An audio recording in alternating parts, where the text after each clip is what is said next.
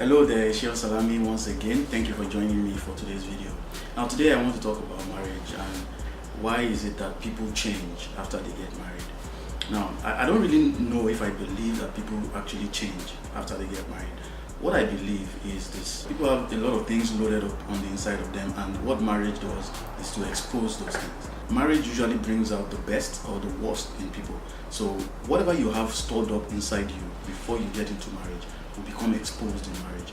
If the things that you've been loading yourself up with in before marriage is love and the things of God, is going to come out when you get into marriage, because marriage is that kind of environment. If what you had on the inside of you is negative stuff, because that's what the Bible says, out of a good place you bring out good seed. It cannot be the other way around, right?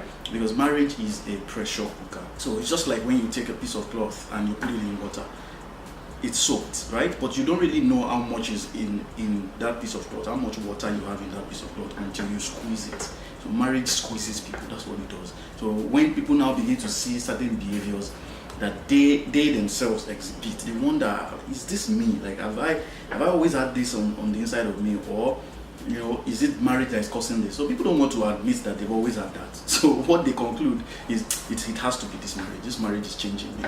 It's this person that I married. Just like what Adam said, like, it's this woman that you gave to me, right? So people don't want to admit that they've had those issues and they've refused to deal with them, or they've not been under enough pressure to see those issues.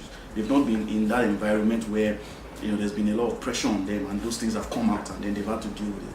It's never happened. So when they get into marriage and they begin to see some of these things, they now wonder, wow, where has this been?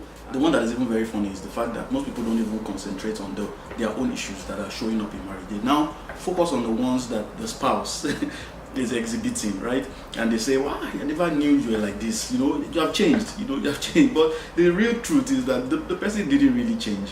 One of two things happened. It's either you did not spend enough time in courtship to understand this person in terms of the length of the courtship, or the courtship was not intense enough, in the sense that you were not asking the right questions, you were not observing the right things, your attention was not in the right place, so you didn't really see some of these things. And a lot of times too, people don't put themselves in situations where they get to see the best and the worst of people.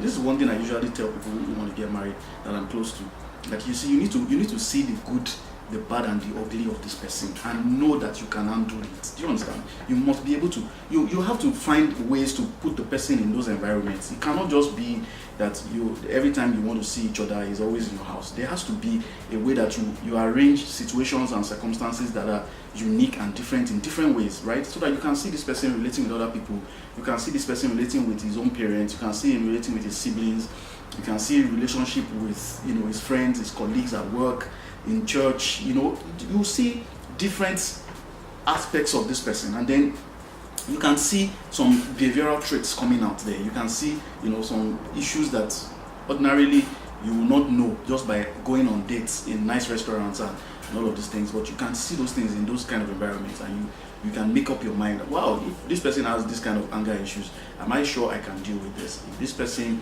lies as much as this, am I sure I can handle this part? Okay, so that's so important. And what I'm going to try to do next week is to take a bit more time to talk about building a good foundation for a happy home. See, there's so many things that young people neglect that are so important to the success or failure of a marriage. People who find themselves in very difficult marriages, sometimes it's just because they don't know what we just keep saying, prepare for your marriage, but what is this preparation called? What are you really supposed to be doing?